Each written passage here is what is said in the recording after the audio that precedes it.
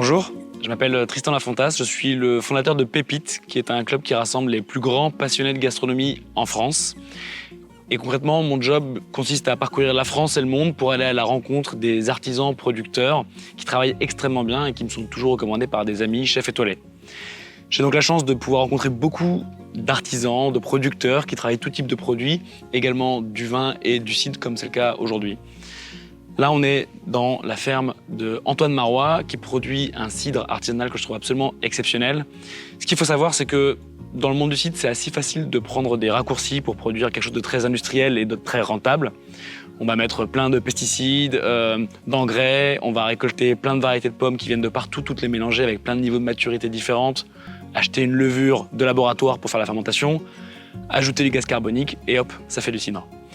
Ici, ce que fait Antoine, c'est diamétralement opposé à tout ce que je viens de vous décrire, puisque c'est quelqu'un qui a déjà un parcours dans le monde du vin et qui respecte énormément le produit qu'il a ici, qui est le cidre.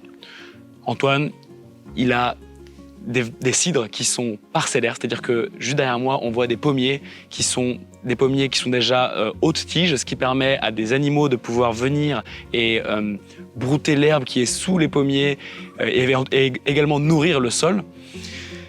Ces pommes, vu que c'est du parcellaire, il est capable de savoir exactement quelle est la répartition de telle et telle variété dans son cidre. Donc chaque bouteille que vous achetez chez lui, vous savez exactement ce qu'il y a à l'intérieur. Les fermentations sont des fermentations avec des levures indigènes, donc c'est les levures qui sont présentes autour de nous dans cette ferme, ce qui va permettre de révéler toute la typicité de ce lieu et du terroir dans lequel on est. Et derrière, bien sûr, la prise de mousse, elle est naturelle, c'est-à-dire qu'il n'y a pas d'adjonction de CO2.